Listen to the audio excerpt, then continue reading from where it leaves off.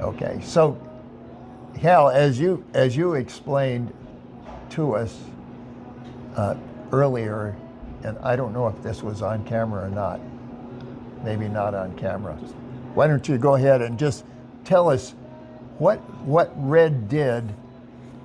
What I mean, to me, it's amazing when you think of somebody who exceeds their brief, and the brief meaning the job. The job was to take care of you, but he did more than take care of you. As you were going on down to Haigururi, I mean, not only did he save 8 lives, but he may have saved a lot of other lives along the way. So if you can please tell us. Well, he was the corpsman driving the Jeep, and he took care of all wounded around. He had 6 of us, and any other vehicles or somebody get wounded, he'd take care of them. But he was a super good corpsman, and we left, and I tried to, after I got well and all, and a few years later, I tried to contact Red, and I wrote, he saw the corpsman on the base there in 29 Palms, and I told them the story about him, and they gave me a lead at Navy headquarters to have them check it out. And they gave me his name and address and telephone number. And I called, and I talked to a lady. It wasn't his wife, it was a sister or somebody. And I told her, I was trying to get a hold of him because he saved my life in Korea. And I'd like to thank him for it and let him see how he's doing and let him know how I'm doing. And anyway, we got together just shortly and talked to another guy that knew him, and they changed his MOS from a corpsman to a coxswain, made him in charge of a landing craft, and to give him a break. And so he was doing that and retired, and then they lost track of him.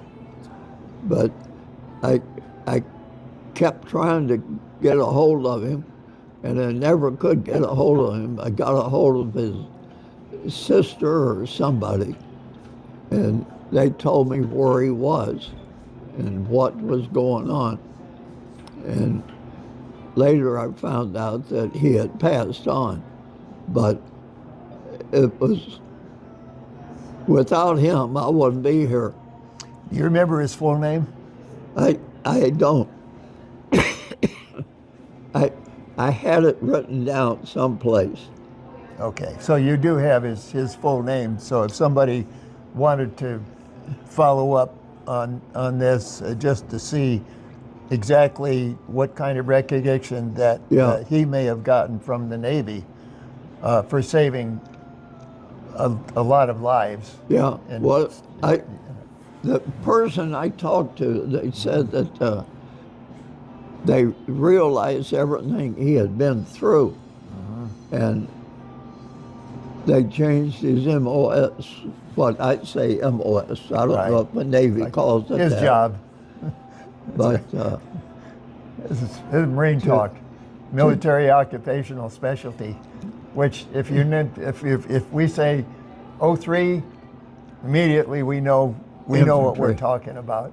Yeah. It's otherwise in some circles known as grunts. But anyway, they all knew him, and they told me that he had passed on. And But you did get in touch with his family, with his Yes, he had at least a son and a daughter. yeah, Yeah. but Well, this, as far as I'm concerned, this is a story that begs for some follow-up at some level. There's a lot of people who don't even know that there was a war in Korea, and this is just one story coming out of that. But a lot of people who saved a lot of lives, and Hal actually was instrumental in doing a video, which at the time you had a lot of Korean War veterans in this video, and the story is poignant. It's poignant. I had a experience with the commandant of the Marine Corps. I was transferred to Akron, Ohio, to train reserves. And when I got there was, I think it was 12 of us on the staff. And I got there on a Tuesday, and the first sergeant running the office, I was told by some of the other guys he was a woman chaser and an alcoholic. And I met him, and he's wearing a wedding ring. And I asked him, I said, "Top, you married?" He said, "Yeah."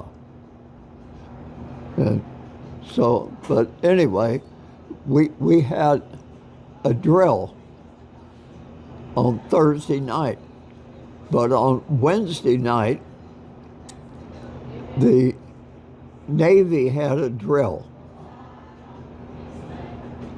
And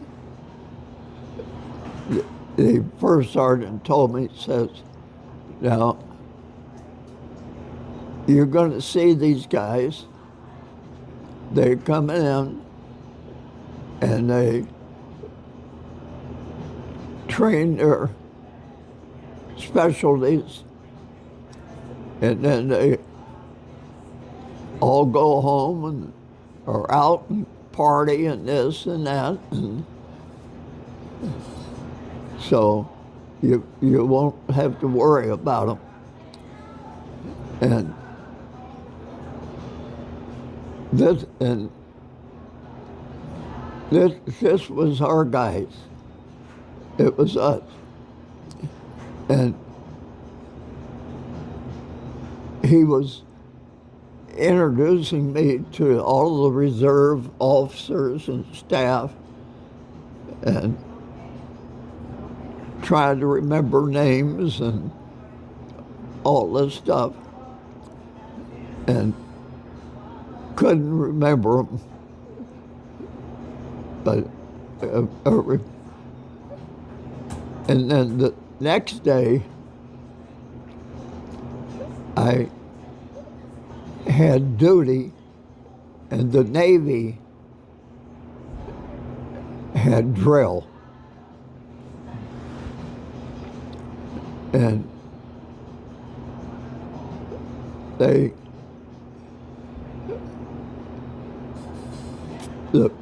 first sergeant told me, says, "You got duty tonight."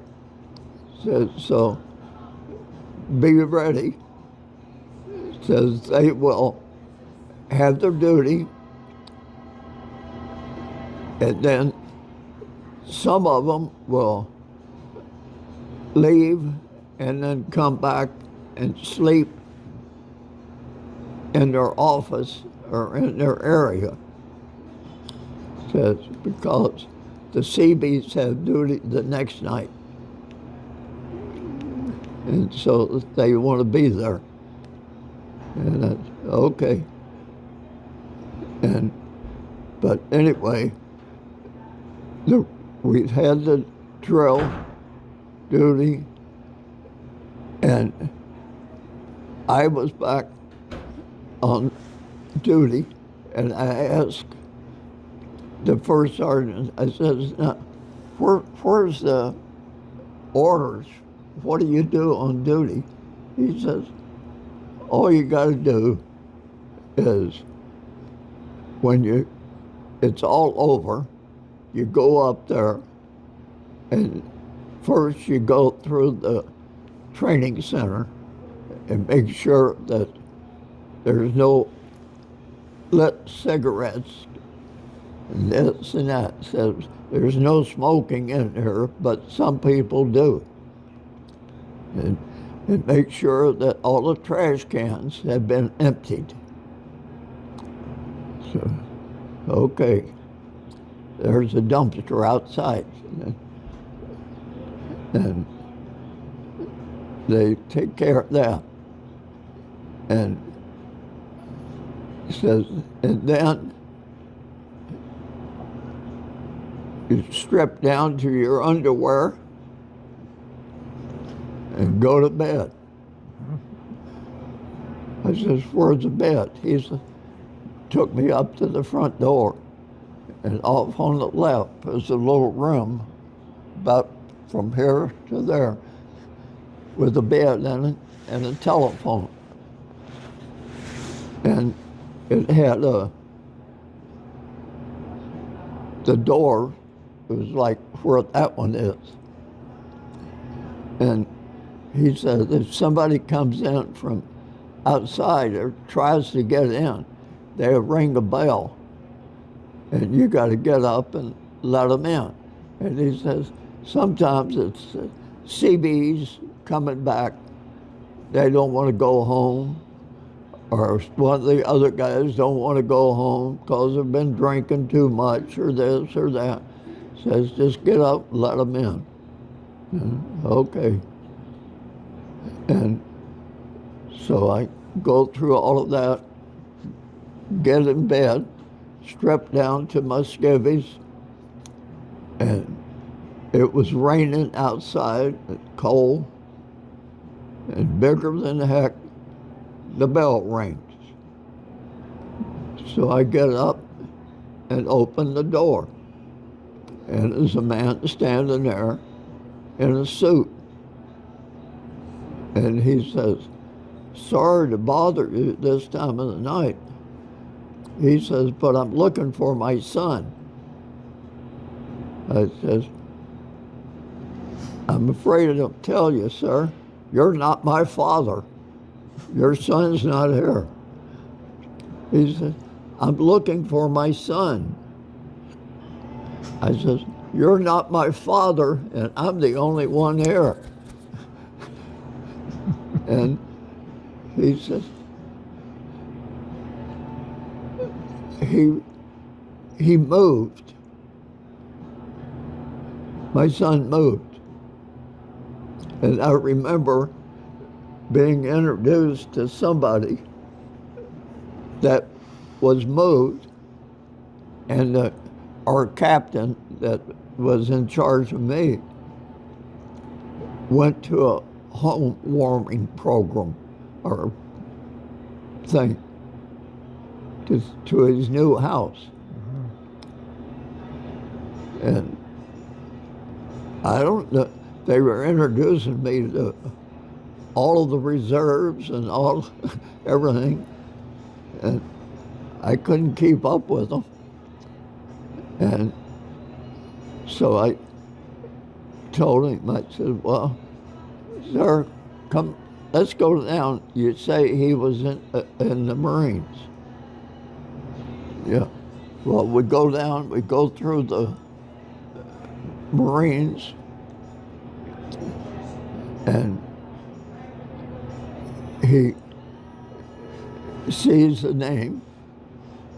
He said, there it is. But that's not right. He's got a new house.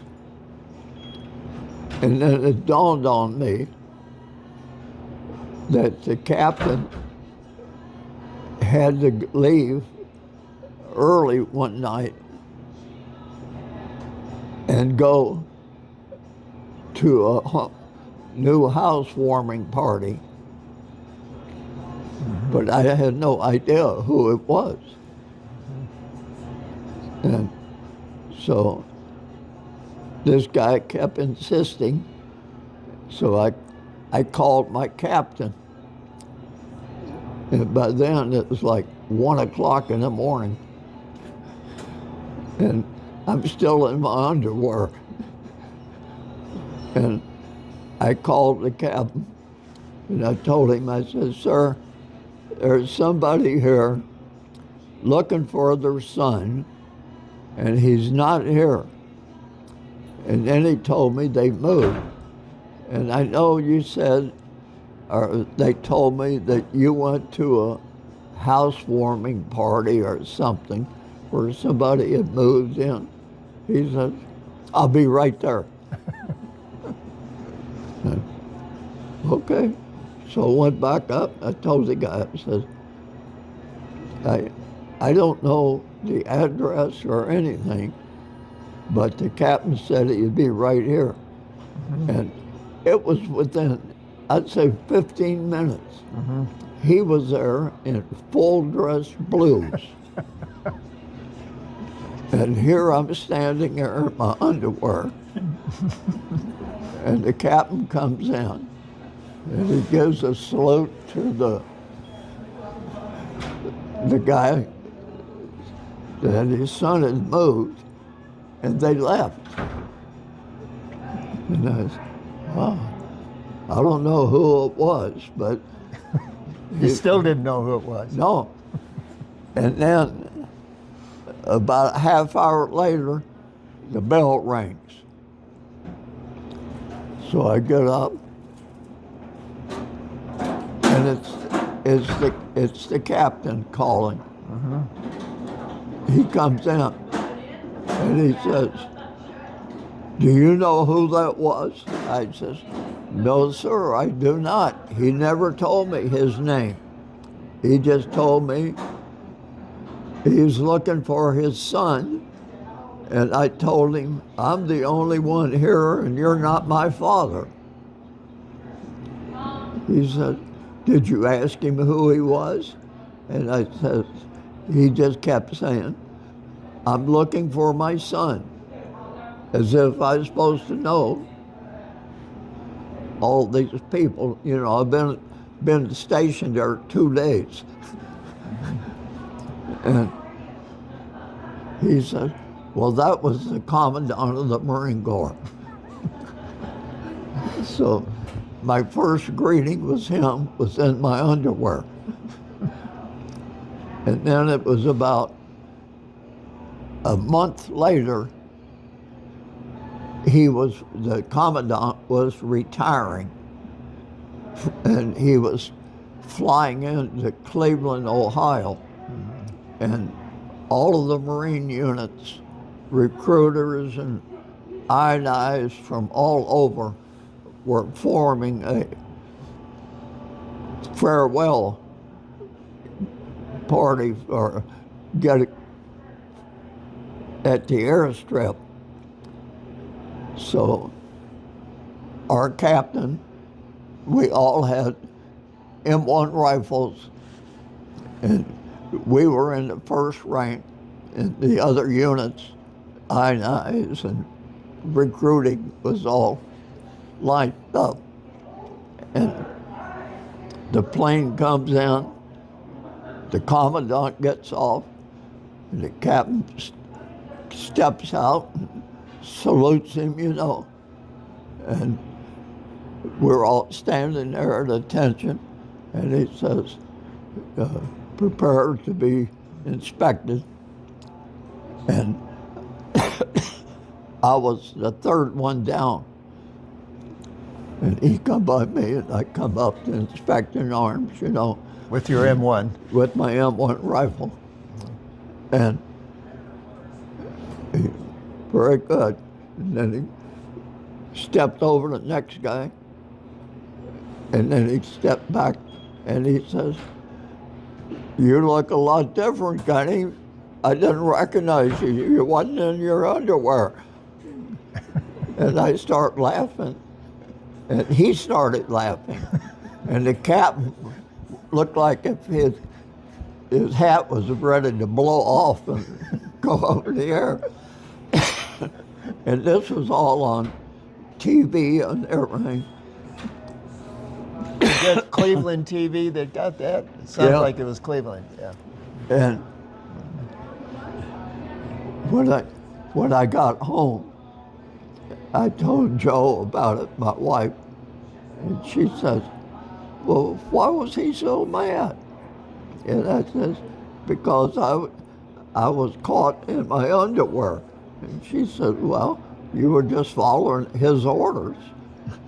Yeah. So, but I can say I met the commandant in my underwear. And I'm not his son. So the commandant of the Marine Corps was a World War I, distinguished himself in World War I. Lemuel Shepard. That's the commandant of the Marine Corps that we're talking about. Yeah.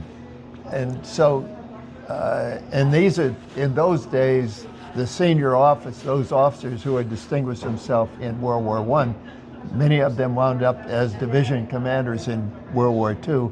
And in his case, the commandant of the Marine Corps. So, here's happenstance. Here's at what time? What was your rank at that time, Hal? I was a gunny.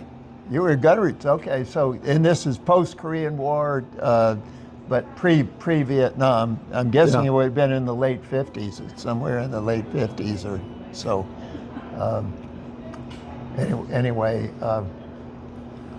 that's the kind of a story that any commandant of the Marine Corps, if I were in their shoes, I would love to hear that story. So I'm just saying. So Hal, I'm assuming that assignment didn't hurt you. No, Okay. Well- And your career-wise, it didn't hurt you. So, where did you go following that? well, that was in Akron, Ohio, right. and then I went to 29 Palms, and we went from air defense with tanks and stuff. We went into Hawk missiles, changed their MOS and everything, and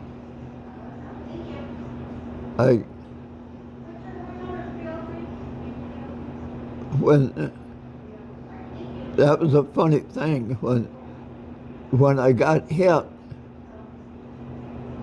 and I was in Japan, and finally got out of the hospitals, and I was just waiting to get back to the States. I was a PSC, and I got called front and center at morning formation, and I got promoted to sergeant or to corporal. And I asked the man that slept in the, I slept on the top bunk and he slept under me. And he was on a different duty station. We switched days. And I asked him if he could take my uniforms in and get corporal stripes sewed on. And he says, okay, I'll do it. And he took his in and mine in. And I told him, I says, and the next day tomorrow I'll go pick him up because he has a duty. But the next day, I got called out and I got promoted to sergeant. And I asked the first sergeant, I says, I think there's a mistake. I says, I just made corporal yesterday. How can I be a sergeant today? He says, you don't want to be a sergeant? I said, well, yeah, but how did I do that? He says, I marked you down as time when you got to Korea that you should have been a sergeant or corporal then. Time in grade. And he says, so you had enough time in grade to be promoted. So I got picked up for a sergeant, and then I start studying and working on the handbooks that they sent out of D.C., and I made staff sergeant, and then I made gunny. And so when I left Japan in '53, I was a gunnery sergeant. And I took all kinds of correspondence courses as a new gunny. And on the way back on the ship, I finished all these courses and mailed them in. When I got to San Francisco there. And so when I reported in there, I was a temporary gunny. And they said, I got promoted to permanent gunny. And some of these old guys said, how the heck do you make permanent gunny that fast? And I don't know, but they did. And when I was in Vietnam, I got called out one day, and my goal was to be a sergeant major. I thought that's the best job in the Marine Corps, sergeant major. And so in Vietnam, they called me out and brought me back in. And the first sergeant told me to fall in over there. And he said, when I call your name, you come out. And I went out. And they promoted me to lieutenant.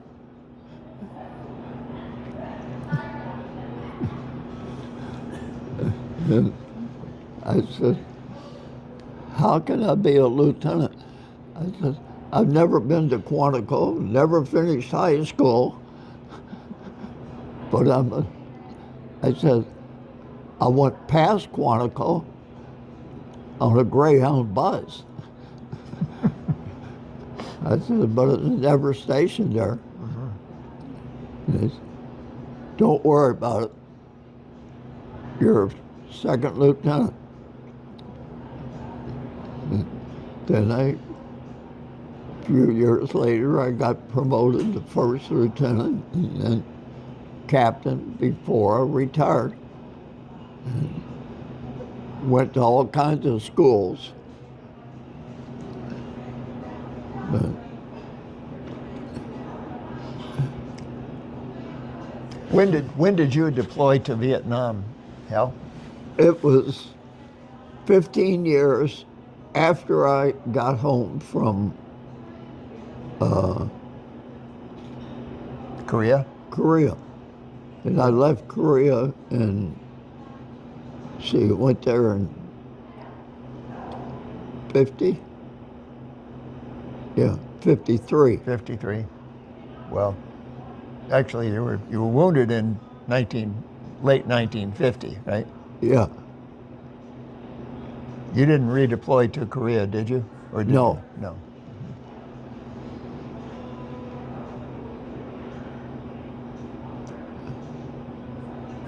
No. So anyway, so you arrived in Vietnam in 1968, Yeah. which was the year of the Tet Offensive. Yeah.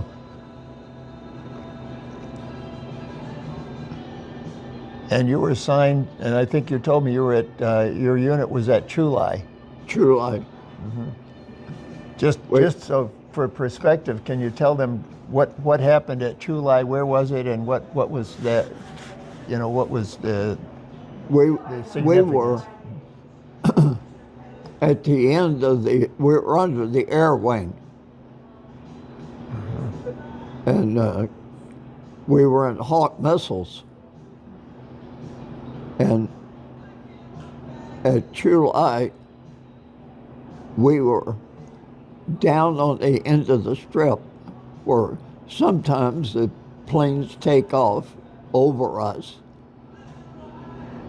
Or if they've been working on one, they'll bring it down there on that end. And at nighttime, they fire it up and it'll run all night. And they tune it, doing this and that. And you can't get any sleep in that area. And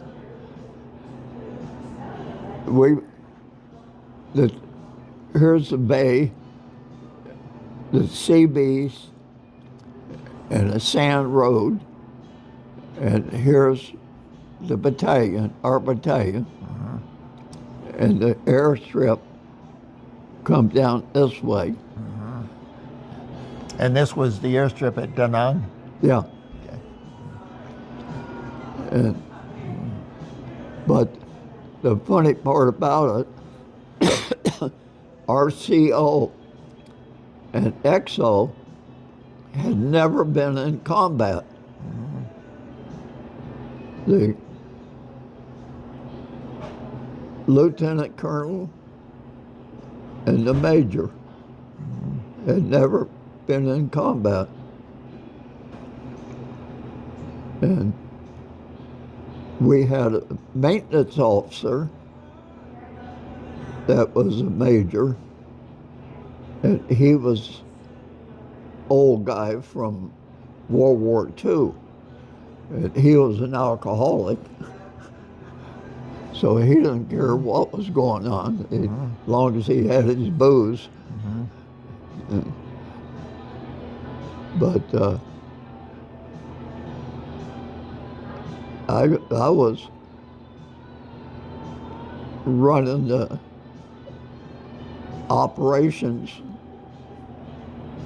there,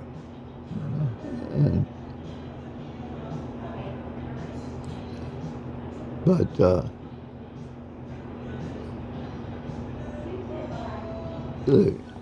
lieutenants that went through Quantico, they couldn't believe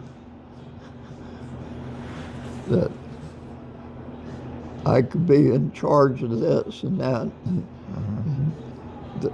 They hadn't been to school on anything other than Quantico.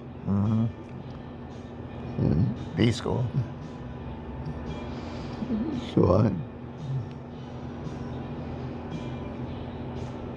So tell me, what went on at, how did you told me that with your experience of being in combat and understanding that you have a potential enemy that they were letting right in at Chu Lai to help, they were all too willing to help do certain things, and you put the kibosh on that. Oh yeah,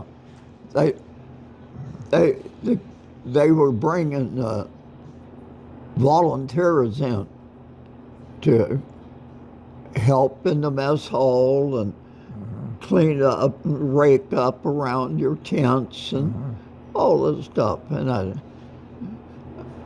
no way We don't need any help. I said, these guys stand their duty, and then they're off for a day. But they're training. You got to be ready to fight. You're not down there to play rummy, you know. No, especially the operations officers and commos, and they didn't like me worth a hoot because I kept them busy. But the day after I left, they got invaded because all the units around them had taken these people in and let them wash their clothes and do this and do that, and they knew the layout of their place. Our place, we didn't have them in there. It wasn't touched. And I got calls and letters thanking them for making them do the jobs that these other guys were doing, and the troops.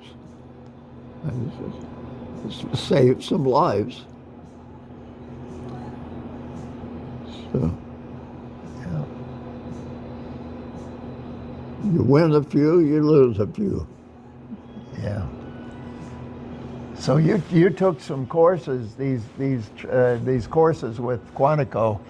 Yeah. When you were in after you had gotten out of the hospital, and people took notice of that, and it's kind of interesting how some things stick with you, and I will never forget the 5-paragraph patrol order. It's like there's 5 paragraphs that apply to all kinds of operational things, patrols and patrol order, but it has to do with preparation and intelligence and logistics and all. There are 5 paragraphs. It's something back here sticks with you, and that something like that sticks with you for a career and for a lifetime. Just, so maybe people say, "Well, what about those courses at Quantico?" Believe it or not, thumbs up for those courses at Quantico. Yeah. I mean, you put it in context from your experience, but that's how those courses get set up in the first place, is from somebody's experience in a combat. So anyway, so you're that day that you got promoted in Vietnam, they promoted you twice, right? Yeah. And then you became an officer. And you were a butter bar lieutenant then. Yeah. So all these guys all of a sudden they had to salute you. Is that how it worked, or? Yeah. Yeah. Did they all salute you, or were they a little bit salty? Oh yeah. They were salty. This is an expression that goes beyond the Marine Corps, but we all understand saltiness. That you unconsciously or consciously you give a little bit, and you don't, with some people, and particularly when you know what they've been through. So guys like Captain Hal Barber has been. So Hal, what was your assignment after Vietnam? What did you where were you assigned then?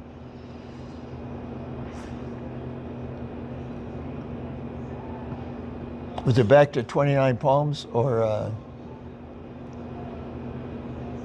Yeah. Yes. Uh-huh. Yeah, I left 29 Palms Uh-huh. and went on recruiting. Uh-huh. Yeah, first time I left, I went back training reserves. Uh-huh. The next time I left, I went on recruiting. Uh-huh. And while I was on recruiting, that's when they went into Hawk missiles. Uh-huh.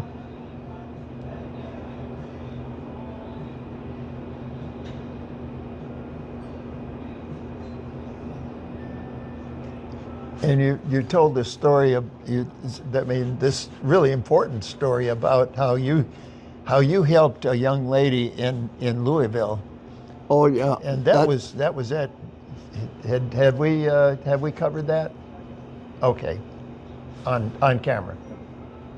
So let's talk about it on camera. Yeah. So when you were assigned to this, it wasn't Louisville, it was Lexington. Lexington. Lexington. his Margaret hometown. Brewer. I had retired from the Marine Corps at then, Oh, okay. and I worked at the post office in town. Hold on one second. Go back to the beginning of how you met her, how you helped her out. Right. Okay. Yeah. How did you first meet her? I met her in the recruiting office, and she was a captain. When I first met her, when I was a gunny, Yes. and then we went our ways, and I retired. But there's a certain story about how you helped her out. How did you help her out? By taking her out to the university in Lexington and showing her how to get women to be tested. And she got her promotions,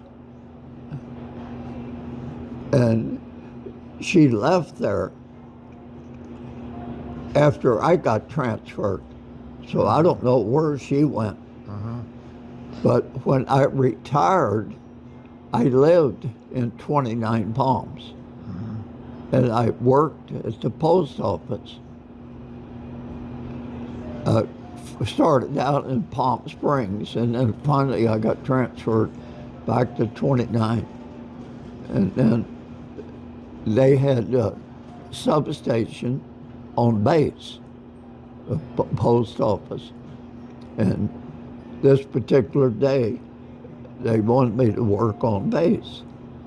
And as I was driving to work, coming through the base, they have a billboard there with information on it, and it said, "Welcome aboard, Margaret E. Brewer, or General Margaret E. Brewer, WM." And I looked, I almost slammed on the brakes to double read it. But I came on into the post office. The mail truck come by. We got our mail, started separating it, and I got on the phone, and I called the general's aide, because when I was stationed there, the general's aide and the general, we played ball against them during noontime. Softball, basketball, volleyball, we to get exercise. So I knew him. So I called the aide and asked him, "Is Margaret E. Brewer coming above?" Sure. And he says, "She is." "Why?" And I says, "I would like to talk to her." "Well, she's busy." "What? You don't even know her."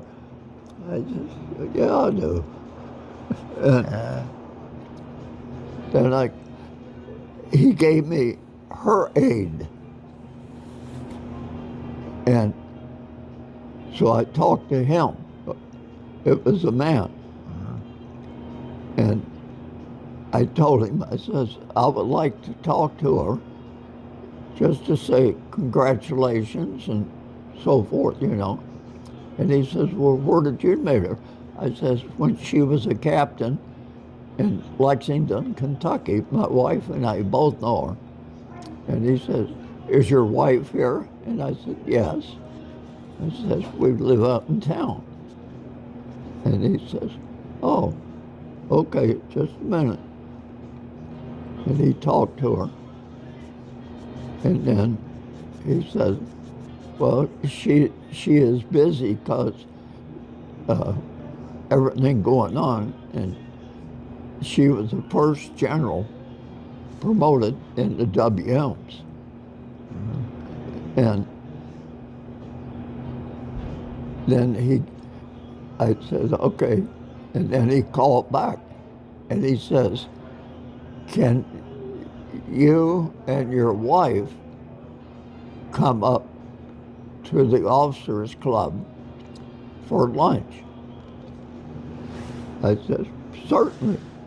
So I called my wife and told her, meet me at the at the post office, and we drove up to there, and we went in, and I'm in the postal uniform,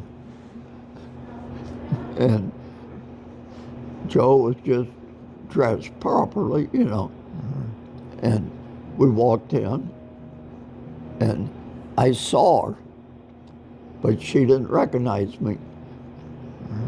And then I saw the aide for the general, our general, and I went over and asked him, I says, where's her aide? And he pointed out this other guy, and I went over and I told him who I was, and he says, well, I don't know if we're going to be able to get you together. Says, she's awful busy.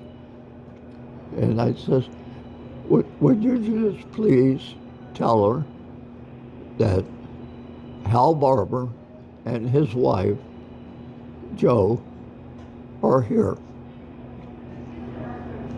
So he went over and told her, and she come over and gave me a big hug, gave Joe a hug, and she said, they're sitting next to us. So in your post office they uniform. moved everybody over. To rearrange the seating. Yeah. Hal, when you you helped her a lot, but you were telling us that how you found out that she needed help is you mentioned you were in an office and without going into all that. What happened? She was crying because she has failed. That she was being recalled to Quantico. They were shutting down that office for her. The men still had the officers procurement team there, but no women's procurement team. But it was dark except for the lights outside shining in the window. And what time of day was this? oh, this was maybe 8 o'clock at night. I just come in off the road. I cover 27 counties. Wow. But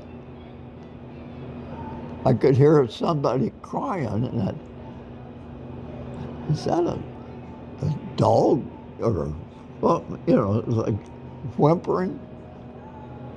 And then I walked around, and then I got close to her office, little side office there, and I asked her, I says, is there something wrong? And she says, oh, I'm sorry.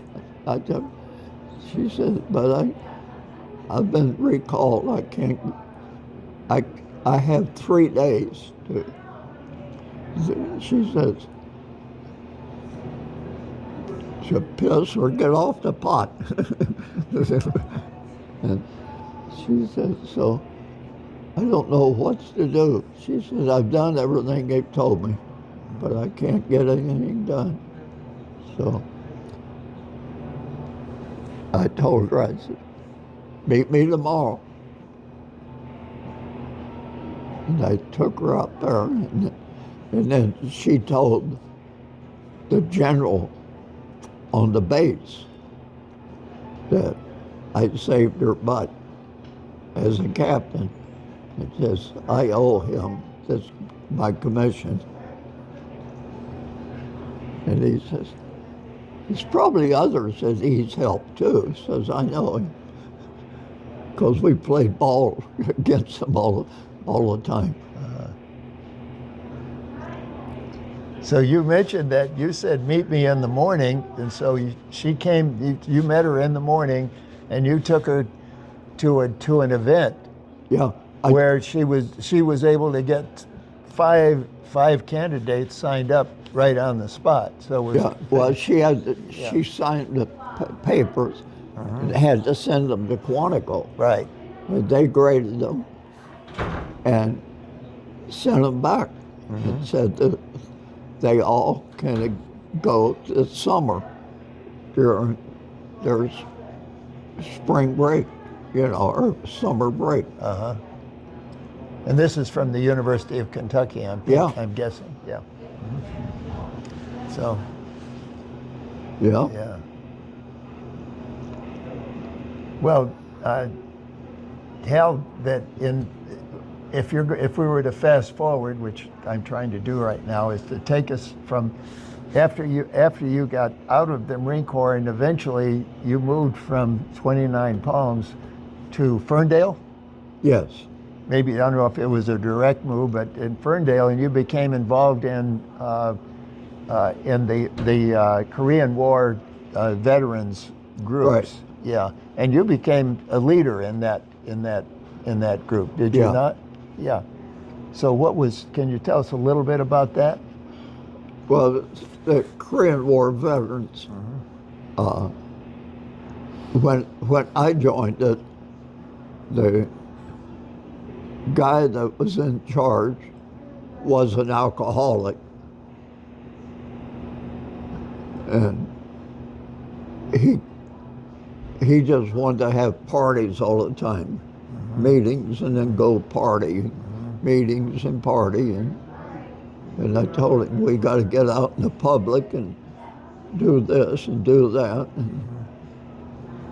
But I got him involved or got the unit involved. But he and I never did see eye to eye. He passed away. He lived in Ferndale. He stepped off of a curbing and got hit by a car. He was under the influence. Got killed. But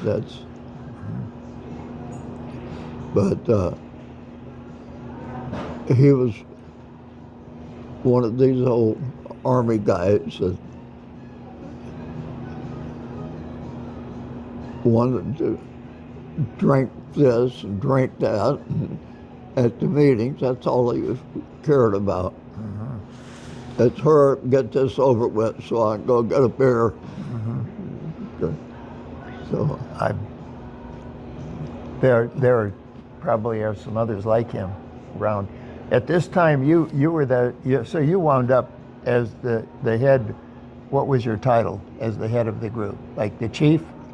I forget what they called us, but it was one of several in the state of Michigan. Yeah.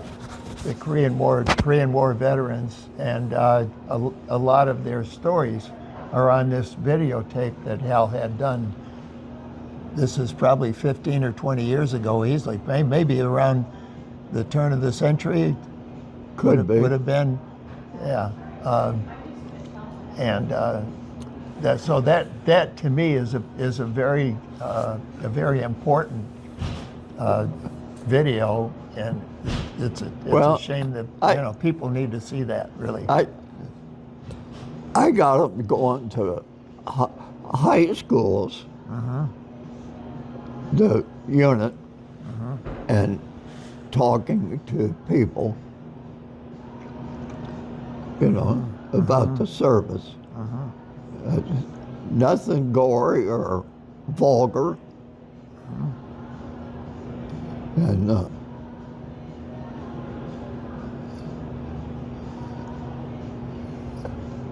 but And you always had Tootsie Rolls for these talks, yeah, right?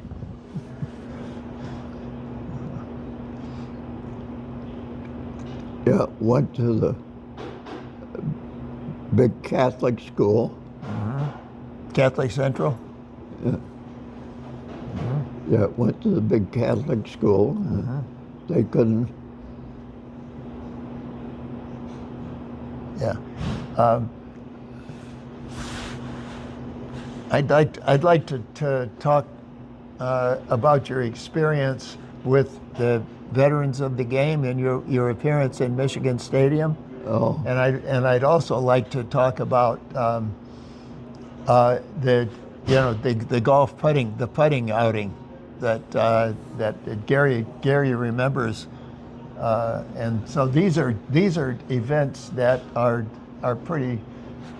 Your appearance at Michigan Stadium is something that I thought was long overdue, and then the golf putting with our 300-year-old Marines. Yeah, that was just your recollection from that too. That to me is something that the media totally dropped the ball on that one. That would have been, to me, it was such a great event, and it was a once in a lifetime event where you had three Marines, all three of them had fought in the toughest campaigns in the Pacific in World War II. They were all born within a 2-week period. All of them had joined the Marine Corps, and all of them had gone through boot at MCRD, Marine Corps Recruit Depot, San Diego, and we got them all together. They all happened to be veterans of the game, like Hal, and Hal was always, when we got everybody together, Hal was a part of the group. In fact, he was telling us that we needed to keep on. Yeah. that was in That was 2018. That was 2018. Yes, exactly. So this is all part of the Veterans of the Game history, but it's very Marine centric. Yeah, they got a picture of Emma and I as a veteran of the game since we moved in here. That was for the Lions, though. Yeah. Lions game. Right. Yeah, the Lions appearance, and that would have been last season. Yeah. Yeah.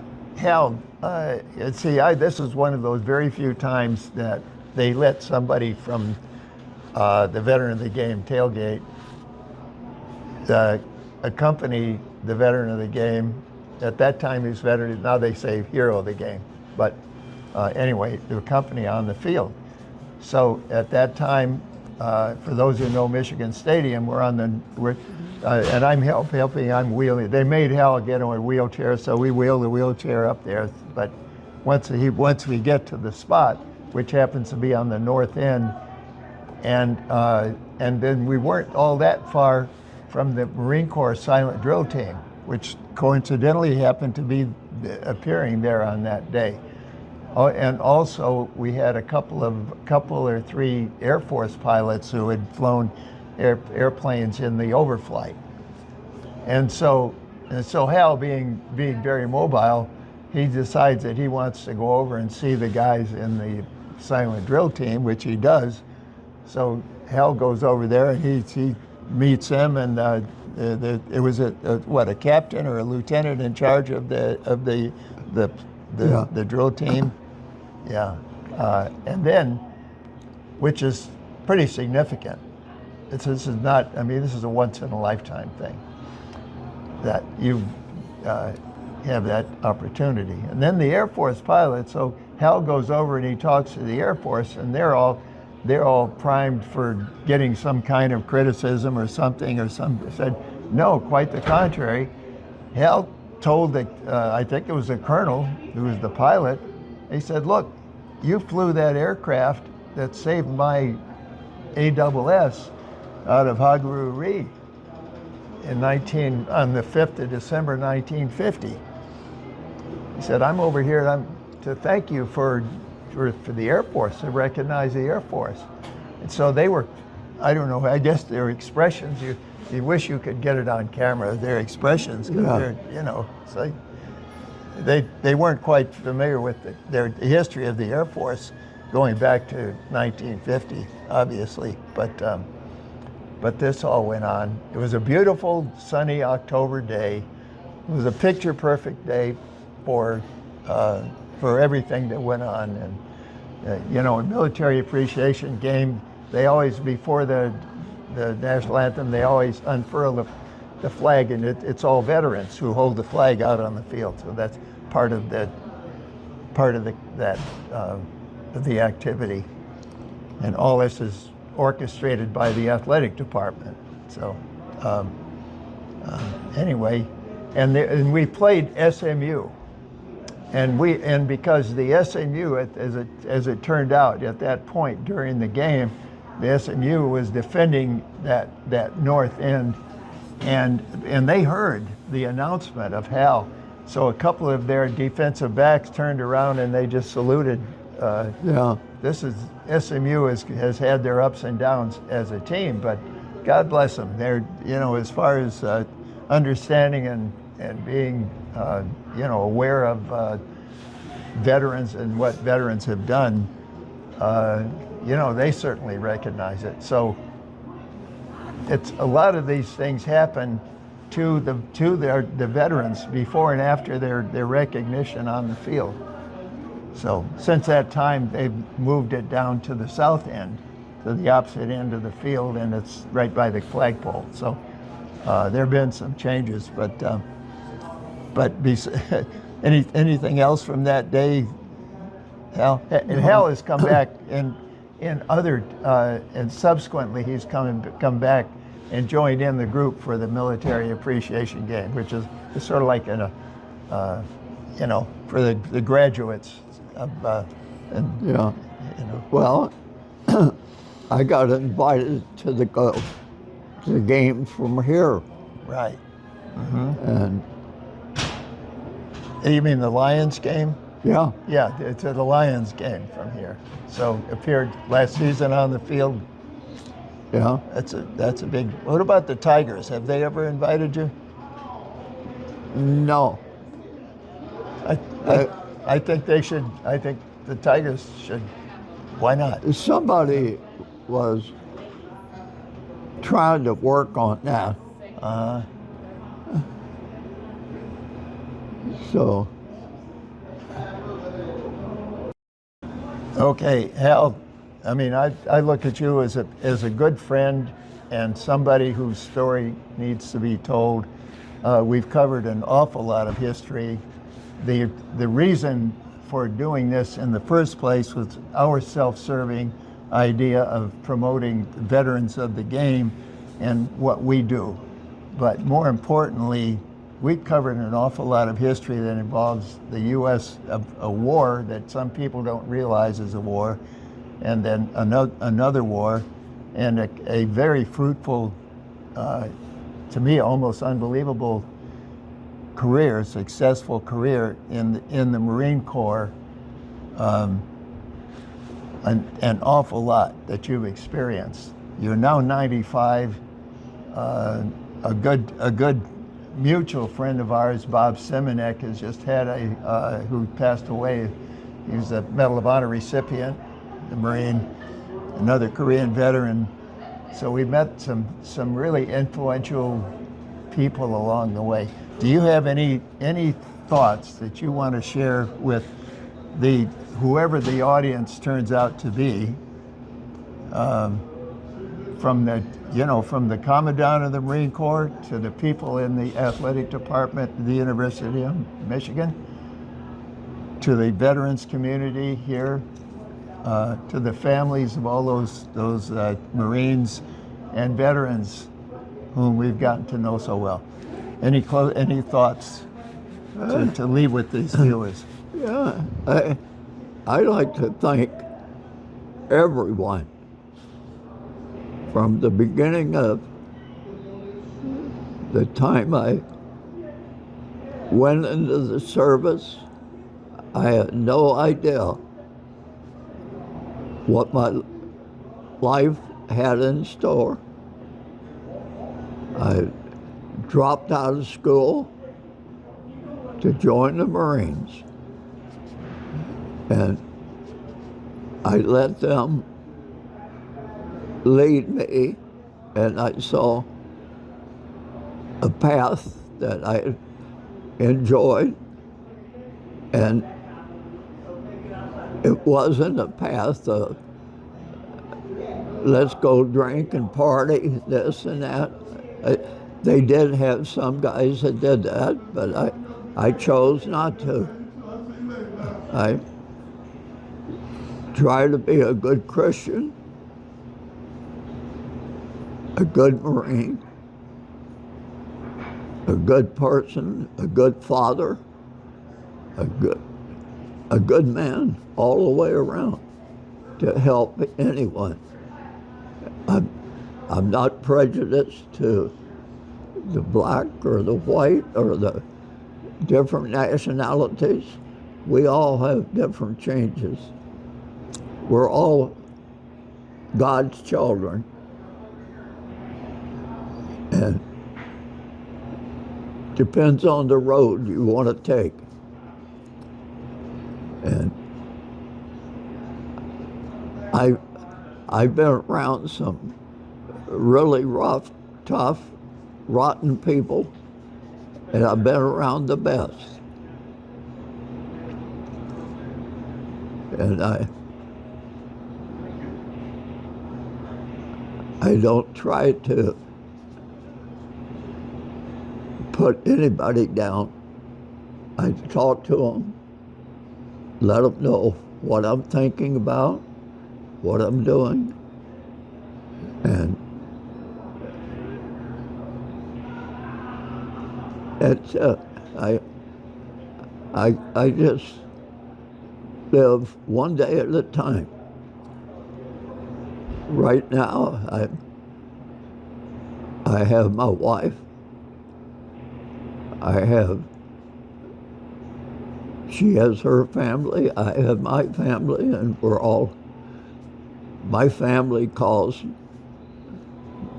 Emma their auntie mom, because she was their aunt before we got married, because I married her sister.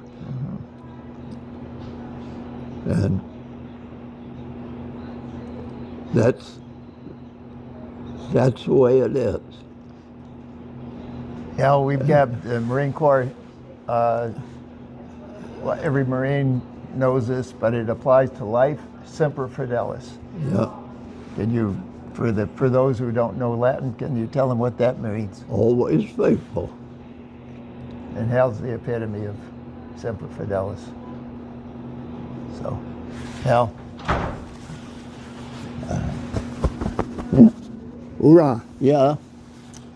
We Marines all the way.